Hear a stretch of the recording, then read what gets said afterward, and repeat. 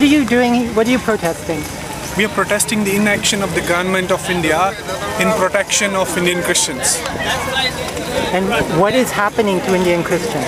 Indian Christians have suffered violently in last 3 weeks. We have had more Christians dead in last 3 weeks, more Christian women raped in last 3 weeks, and more Christian houses destroyed in last 3 weeks than in the entire 61 years of Indian independence. Where is this happening?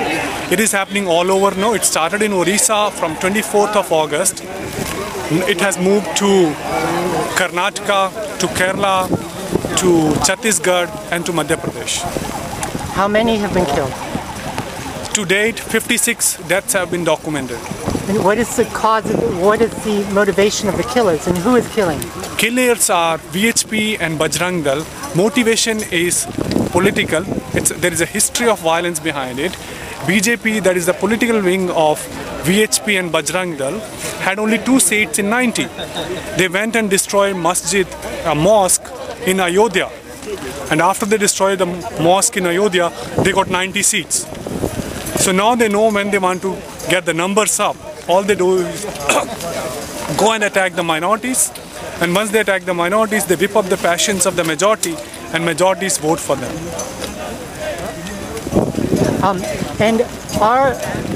So you are being persecuted for the same reason as the Muslims?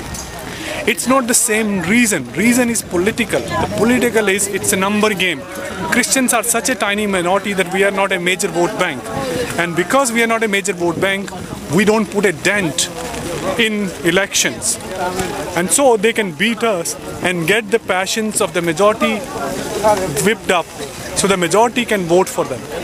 What would you like the White House to do? What do you want America to do? We want the White House to tell Indian government that foreign policy sensitivities, human rights are our foreign policy sensitivities.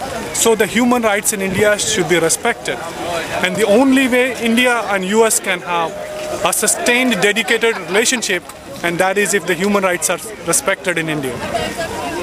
Can you put in simple terms why they are doing this? I don't quite... Can you make it as simple as possible why this is happening? Okay. There is an opposition party right now called BJP, Bharatiya Janata Party. Bharatiya Janata Party came to power as a Hindu nationalist party.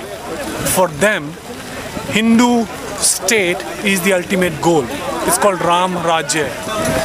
What they have done lately and what they did before, as I said before, they had 2 seats in the parliament. They attacked a mosque in Ayodhya in the state of Uttar Pradesh.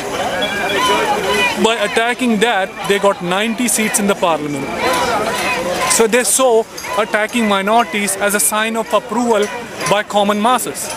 And that's why they are attacking Christians, to get approval from common masses, because elections are coming and they're very close. When? Elections for the parliament are going to happen in 6 months, and I think elections in Orissa are very soon. What precipitated the attacks 3 weeks ago it began? Why 3 weeks ago? A Swamiji who opposed conversions and who had claimed "kill Christians and save cows" was his slogan, had been assassinated by Maoists. Gunmen went out. The Maoist group claimed the responsibility for it, but in spite of all that, they just needed an excuse to go and beat up on poor, helpless Christians. Not only Muslims, there is a large segment of Hindus that are called Dalits that suffer. So we have alliances with Dalits, we have alliances with Muslims, we have also alliances with Pundits from Kashmir.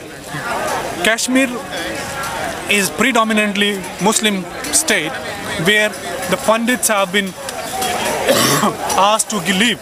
So the Pundits have been made refugees in their own homeland. So we have alliances with all those who have suffered. What is a Pundit? Pundit is upper class Hindu. Like Brahmin?